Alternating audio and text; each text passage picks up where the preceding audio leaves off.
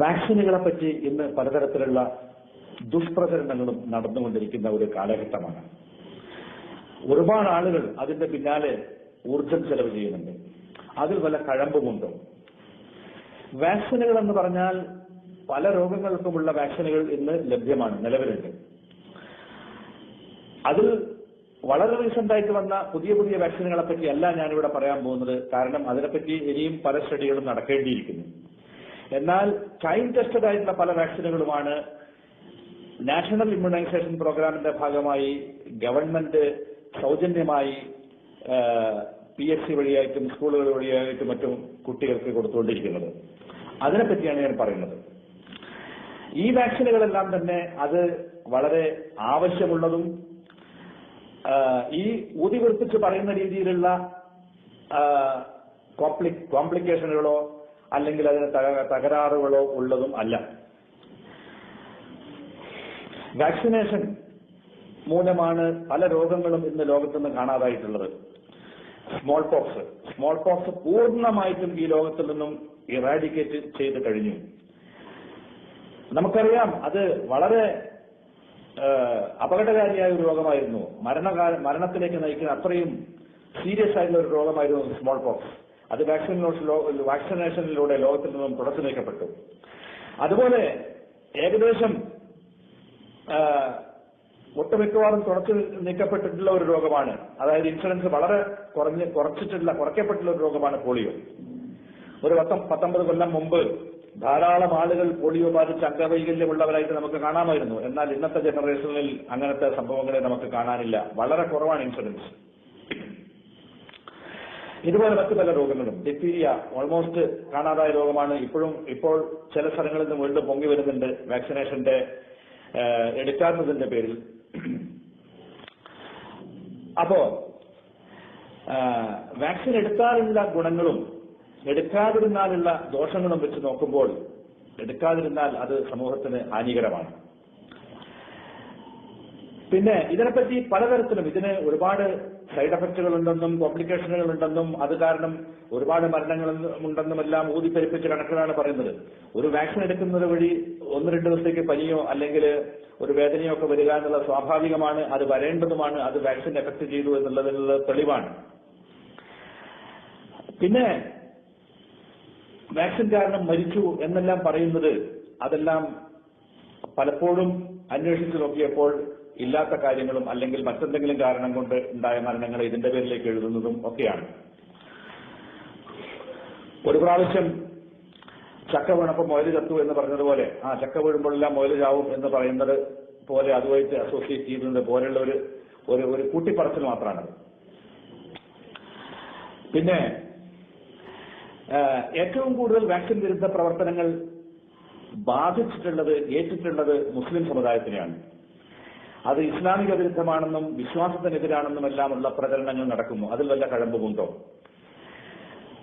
ഞാൻ പല ഇസ്ലാമിക പണ്ഡിതന്മാരോടും മുഫ്തിമാരോടും മത നേതാക്കന്മാരോടും അന്വേഷിച്ചു. അതിനൊന്നും അത്തരം പ്രചരണങ്ങൾക്ക് ഇസ്ലാമിക വിരുദ്ധമാണെന്നുള്ള പ്രചരണങ്ങൾ വാസ്തവമല്ല. ഇസ്ലാമിൽ ഇതിന് ഒരു വിരോധവുമില്ല. മാത്രവുമല്ല, മുസ്ലിമീങ്ങളുടെ ഇടയിൽ ഇന്ന് പ്രചരിപ്പിക്കപ്പെടുന്ന ഒരു കാര്യമാണ് മോഡേൺ മെഡിസിൻ തന്നെ തെറ്റാണ് എന്നുള്ളത് ഈ രീതിയിലുള്ള പ്രചരണങ്ങൾ നടക്കുന്നു. പക്ഷെ അത് വളരെ കടുത്ത ഒരു തെറ്റാണ്. എന്നും ഇസ്ലാം ശാസ്ത്രത്തിനെ ഒരു സപ്പോർട്ട് ചെയ്തിട്ടേ ഉള്ളൂ. ശാസ്ത്രത്തിന്റെ വളർച്ചയിൽ ഭാഗഭാക്കാവുകയേ ചെയ്തിട്ടുള്ളൂ. ആദ്യകാലഘട്ടത്തിലുള്ള മുസ്ലിം സമുദായമാണ് ശാസ്ത്രത്തിന്റെ പല മേഖലയിലുള്ള വളർച്ചകൾക്കും കാര്യമായ കോൺട്രിബ്യൂഷൻ കൊടുക്കുകയും കൂടെ നിൽക്കുകയും സപ്പോർട്ട് ചെയ്യുകയും ചെയ്ത ചരിത്രമാണ് ഉള്ളത്. മോഡേൺ മെഡിസിന്റെ വിഷയത്തിലാണെങ്കിൽ father of early modern medicine എന്ന് നമ്മൾ ഗൂഗിളിൽ സെർച്ച് ചെയ്താൽ കാണാം അവിസന്ന എന്ന് പറഞ്ഞ ഒരു ഭിഷഗ്വരനെ പറ്റി. ആരാണ് അവിസന്ന? അത് ഇബ്നു സീനയാണ്. അദ്ദേഹത്തിന് ഈ ശാസ്ത്രത്തിന്റെ വളർച്ചയിൽ സിഗ്നിഫിക്കന്റ് കോൺട്രിബ്യൂഷൻ കൊടുത്തയാളാണ്. അതുകൊണ്ട് ഒരിക്കലും ഇസ്ലാം മോഡേൺ മെഡിസിനോ സയന്റിഫിക് ട്രൂത്തുകൾക്കോ വാക്സിനേഷനോ ഒന്നും എതിരല്ല. പ്രചരിപ്പിക്കപ്പെടുന്നത് പോലെ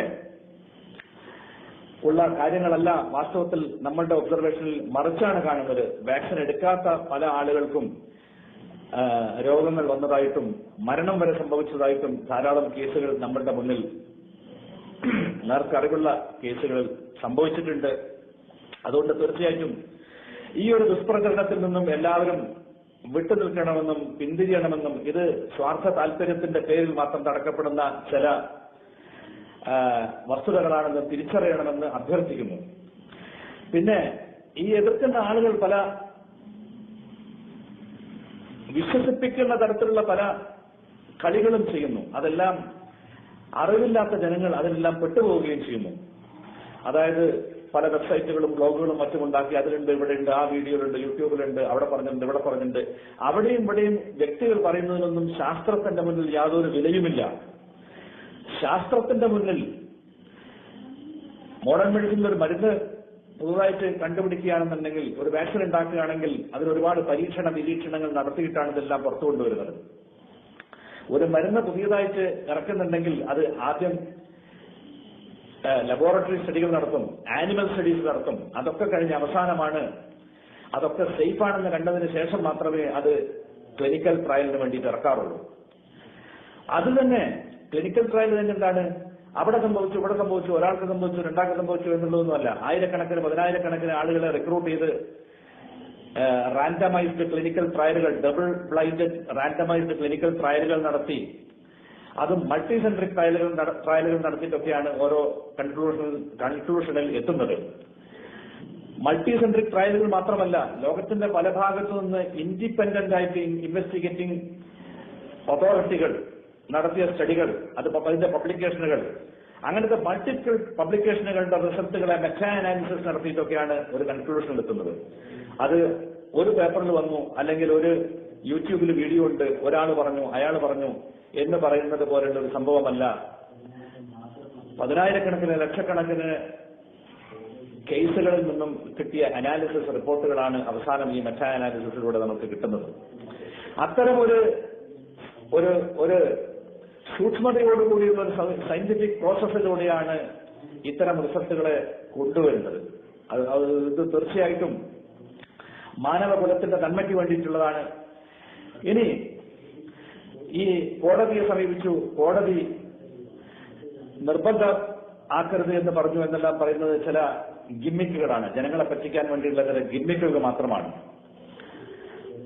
ഇത് കോടതിയെ സമീപിക്കേണ്ട കാര്യം തന്നെ ഉണ്ടായിരുന്നില്ല. സർക്കാർ ഒരിക്കലും ഇത് നിർബന്ധമാക്കിയിട്ടില്ല. എന്നിട്ട് വേണ്ടേ, നിർബന്ധമാക്കിയിട്ട് വേണ്ടേ കോടതി നിർബന്ധമാക്കരുത് എന്ന് കോടതിയിൽ ഓർഡർ വാങ്ങണമെന്ന്? നിർബന്ധമല്ലാത്തൊരു കാര്യത്തെ കോടതിയോട് സമീപിച്ചാൽ നിർബന്ധമാക്കരുതെന്ന് പറയും. നിർബന്ധമാക്കിയിട്ടൊന്നുമില്ല. അത് നിർബന്ധമാക്കാനോട്ട് സാധ്യവുമല്ല. ഒരു മെഡിസിനോ ഒരു ട്രീറ്റ്മെന്റോ ഒരു പ്രിവെൻഷനോ ഒരു വ്യക്തിയുടെ മേലും അടിച്ചേൽപ്പിക്കാൻ നമ്മുടെ രാജ്യത്ത് സാധിക്കുകയില്ല. ഒരു വ്യക്തിക്ക് ഒരു ട്രീറ്റ്മെന്റ് കൊടുക്കണമെങ്കിൽ അയാളുടെ കൺസെന്റ് ഉണ്ടെങ്കിലേ സാധിക്കൂ. ഒരു ഓപ്പറേഷൻ ചെയ്യണമെങ്കിൽ നമ്മൾ കൺസെന്റ് എഴുതി വാങ്ങും. മെഡിസിൻ കൊടുക്കുന്നുണ്ടെങ്കിൽ അത് അയാളുടെ കൺസെന്റോടുകൂടി മാത്രമേ കൊടുക്കാൻ പറ്റൂ. ഓപ്പറേഷനോ ഇഞ്ചക്ഷനോ ചെയ്യുമ്പോൾ നമ്മൾ കൺസെന്റ് എഴുതി വാങ്ങുന്നുണ്ട്. എന്നാൽ അല്ലറ ചില്ലറ മെഡിസിൻ കൊടുക്കുമ്പോൾ കൺസെന്റ് എഴുതി വാങ്ങാറില്ല. പേഷ്യന്റ് കയറി ഹോസ്പിറ്റലിലേക്ക് വന്നു എന്നുള്ളത് തന്നെ അയാളുടെ കൺസെന്റാണ് എന്നതുകൊണ്ട് അത് ഇംപ്ലോയിഡ് ആണ് ആ കൺസെന്റ്. അപ്പൊ കൺസെന്റ് ഇല്ലാതെ ഒരാൾ പറയാൻ എനിക്ക് ഈ മെഡിസിൻ വേണ്ട, എനിക്ക് ഈ ഇഞ്ചക്ഷൻ വേണ്ട, എനിക്ക് ഈ വാക്സിനേഷൻ വേണ്ട എന്നൊരാൾ തിരസ്കരിച്ചു കഴിഞ്ഞാൽ നിർബന്ധമായി കൊടുക്കാൻ അത് ഒരു ഡോക്ടർക്കോ ഒരു ഗവൺമെന്റ് ആശുപത്രിക്കോ ഭരണകൂടത്തിനോ ഇന്ത്യയിൽ അത് കഴിയുകയില്ല. കാരണം മനുഷ്യാവകാശമാണ് അത് അനുവദിച്ചു കൊടുത്തിരിക്കുന്നത്. അത്രയും ഒരു വലിയ വിശാലമായ മനുഷ്യാവകാശം നൽകപ്പെട്ടിട്ടുള്ള ഒരു രാജ്യമാണ് നമ്മുടെ രാജ്യം. അതുകൊണ്ട് അത് കോടതിയിൽ പോയി അതിനുള്ള അനുവാദം വാങ്ങി നിർബന്ധമാക്കരുതെന്ന് വാങ്ങി എന്നെല്ലാം പറയുന്നത് വെറും ഗിമ്മിക്കുകളാണ്. അത് ആഘോഷിക്കുന്നവർ ഒന്ന് അത് മനസ്സിലാക്കിക്കൊള്ളട്ടെ എന്ന് പറഞ്ഞ് ജനങ്ങളെ ബുദ്ധിയാക്കുകയാണ് ഇത്തരം ആളുകൾ ചെയ്യുന്നത്. എന്തോ വലിയൊരു കാര്യം സംഭവിച്ചു എന്ന് പറഞ്ഞ് ജനങ്ങളെ ബുദ്ധിയാക്കുകയാണ് ചെയ്യുന്നത്. പിന്നെ കൺസെന്റ് കൊടുക്കുന്നതിലൊരു വിഷയം, ആർക്കും വാക്സിൻ വേണ്ട എന്ന് പറയാൻ അവകാശമുണ്ട് എന്ന് വെച്ചിട്ട് സ്വയം വേണ്ട എന്ന് പറയുന്നത് ഒരു സമൂഹത്തോട് ചെയ്യുന്ന വെല്ലുവിളിയാണ്. തനിക്ക് ഒരുപക്ഷെ വാക്സിൻ എടുത്തതുകൊണ്ട് എടുത്തില്ലെങ്കിലും ഒരുപക്ഷെ രോഗം വന്നുകൊള്ളണമെന്ന് നിർബന്ധമില്ല. ഇനി വാക്സിൻ എടുത്താൽ വരാതിരിക്കാനുള്ള സാധ്യത കൂടുതലാണ്. അഥവാ വരികയാണെങ്കിൽ അതിന്റെ ഇന്റൻസിറ്റി വളരെ മൈൽഡായിരിക്കും. അതിൽ നിന്ന് മാറാനും രക്ഷപ്പെടാനും അതിന്റെ കോംപ്ലിക്കേഷൻസ് ഇല്ലാതിരിക്കാനുമുള്ള സാധ്യത കൂടുതലാണ്. അപ്പോ രോഗമെടുത്ത ഒരാൾക്ക്, വാക്സിനേഷൻ എടുക്കാത്ത ഒരാൾക്ക് അയാൾക്ക് രോഗം വന്നാൽ ആ അപകടത്തിൽ അയാൾ പെടും. ഇനി അഥവാ രോഗം വന്നില്ലെങ്കിലും അയാൾക്ക് കാരിയറായിട്ട് ആക്ട് ചെയ്യാൻ കഴിയും. അയാൾ ഈ രോഗത്തിന്റെ അണുവിനെ സംരക്ഷിക്കുന്ന ഒരു കാരിയറായിട്ട് മറ്റുള്ളവർക്ക് പകർന്നു കൊടുക്കുന്ന ഒരാളായിട്ട് അയാൾ ആക്ട് ചെയ്യപ്പെടും. അത് സമൂഹത്തോട് ചെയ്യുന്ന ദ്രോഹമാണ്. സ്മോൾ പോക്സിനെ എങ്ങനെ തുടച്ചു നീക്കിയോ അതുപോലെ മറ്റുള്ള അണുജീവികളെയും തുടച്ചു നീക്കാൻ വേണ്ടിയിട്ടാണ്, അങ്ങനെ എല്ലാവർക്കും ഇമ്മ്യൂണിറ്റി ഉണ്ടാക്കാൻ വേണ്ടിയിട്ടാണ് ഈ നിരന്തരമായ പരിശ്രമങ്ങൾ നടന്നുകൊണ്ടിരിക്കുന്നത്. അതിന് റബലായി ഒരാൾ നിൽക്കുകയാണ് എങ്കിൽ അയാൾക്കതിന് നമ്മുടെ രാജ്യത്തെ നിയമപ്രകാരം അവകാശമുണ്ടെങ്കിലും ശരി, അയാൾ മനുഷ്യകുലത്തിനോട് ചെയ്യുന്ന ദ്രോഹമാണ്. കാരണം അയാൾ ആ രോഗാണുവിന്റെ കാരിയറായിട്ട് നിൽക്കാനും അത് മറ്റുള്ളവരിലേക്ക് പകർന്നു കൊടുക്കാനും മറ്റുള്ളവർക്ക് ജീവഹാനിയോ അല്ലെങ്കിൽ അംഗവൈകല്യമോ അല്ലെങ്കിൽ കാര്യമായ രോഗങ്ങളോ ഉണ്ടാവാൻ താൻ കാരണക്കാരനാവാനും അത് വഴിയാണ്. അതുകൊണ്ട് മറ്റുള്ളവർക്ക് ഉപകാരം ചെയ്യാൻ കഴിഞ്ഞില്ലെങ്കിൽ ശരി, താൻ ദ്രോഹം ചെയ്യരുത് എന്നുള്ള, മറ്റുള്ളവർക്ക് ദ്രോഹമായി തീരരുത് എന്നുള്ള ആ ഒരു ചെറിയ ലക്ഷ്യമെങ്കിലും നമ്മൾക്ക് എല്ലാവർക്കും ഉണ്ടാവണം എന്ന് ഞാൻ ഓർമ്മപ്പെടുത്തുന്നു. അതുകൊണ്ട് ഈ വാക്സിനേഷനുകൾ തീർച്ചയായിട്ടും സർക്കാർ നൽകുന്ന ഈ വാക്സിനേഷനുകൾ നമ്മൾ എടുക്കേണ്ടതാണ്, അത് പ്രോത്സാഹിപ്പിക്കപ്പെടേണ്ടതാണ്. അതിന് എതിര് നിൽക്കുന്ന മനുഷ്യകുല ദ്രോഹികളായി നമ്മൾ മാറരുത് എന്ന് ഞാൻ അഭ്യർത്ഥിച്ചുകൊണ്ട് നിർത്തുന്നു.